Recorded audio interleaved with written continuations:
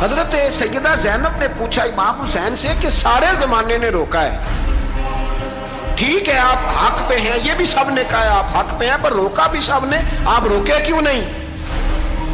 تو ابن کثیر اور ابن اسیر لکھتے ہیں کہ امام حسین رو پڑے، کہنے لگے بہن میں رک جاتا، پر میں نے رات کو نانا مصطفیٰ کو خواب میں دیکھا ہے۔ تو حضور نے فرمایا حسین اگر آج یہ رواج پڑ گیا نا یزید جیسے لوگوں کا تو قیامت تک پڑا رہے گا، پھر لوگ کہیں گے کوئی نکلا نہیں تھا تو ہمیں بھی نکلنا، پھر لوگ ظالموں کے سامنے گردنیں جھکانے کے عادی ہو جائیں گے۔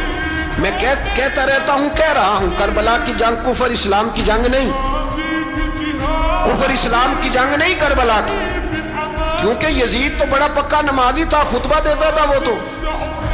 جب امام حسین رضی اللہ تعالیٰ عنہ نے کربلا کے میدان میں جمعے کا دن تھا تو یزید کے سامنے کو بات کرنی شروع کی، عمر بن سعد کے سامنے، تو عمر بن سعد کہنے لگا حسین زیادہ باتیں نہ کر، ہمارا جمعہ لیٹ ہو رہا ہے، جنگ کے لیے تیار ہو، فٹافٹ اہل بیت نبوت کو قتل کریں گے اور قتل کے بعد پھر نماز پڑھیں گے اور پھر کہیں گے اللہم صلی علی محمد وعلی آل محمد، اسی نماز میں پھر درود بھی پڑھیں گے۔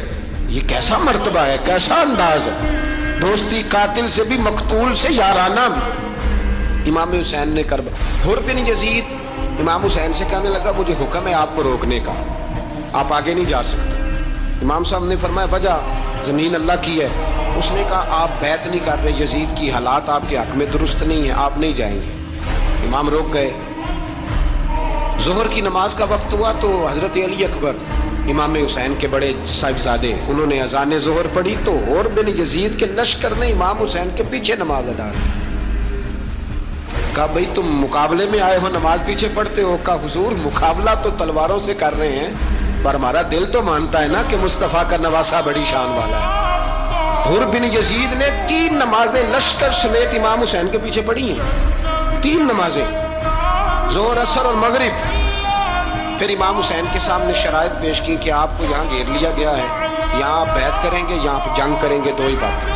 امام حسین نے فرمایا نہیں بھائی بیعت تو میں نہیں کرتا، اس کے علاوہ تم جو کہتے ہو میں کرنے کو تیار ہوں۔ اس نے خط لکھا، عبید اللہ ابن زیاد کو ایک بندہ دوڑایا پیچھے کوفے، چند میل پہ کوفہ تھا، کہا وہ نہیں مان رہے، کیا کرنا؟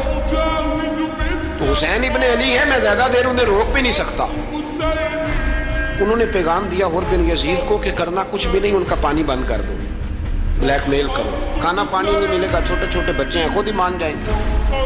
حضرت امام علی مقام کے بارے میں حر کے بعد جب یہ پیغام آیا تو حر کہنے لگا میری طبیعت نہیں مانتی حسین پر پانی بند کروں، دل نہیں مانتا۔ جب یہ لفظ کہے نا دوبارہ تو پھر عبید اللہ ابن زیاد نے عمر بن سعد کو 10,000 آدمی دے کے بھیجا، کا حر بن یزید لچک دکھا رہا ہے حسین کے آنکھ میں۔ ایک رے کا علاقہ تھا، بڑی وہاں فصل ہوتی تھی، لوگ کوشش کرتے تھے وہاں کا گورنر بننے کی، کوشش کرتے تھے۔ تو عبید اللہ ابن زیاد کہنے لگا تمہیں رے کی گورنری ملے گی، سب سے سرسبز و شاداب علاقہ، تمہیں وہاں کا گورنر بنایا جائے گا اگر حسین کے خلاف لڑو گے۔ یہ اتنی زبردست ہوتی ہیں گورنریاں کہ گورنریوں کے لیے لوگ نسل رسول کے خلاف بھی نکل آتے ہیں، یہ اتنی تگڑی ہوتی ہیں، اتنی جلدی وفاداریاں بدلتی ہیں۔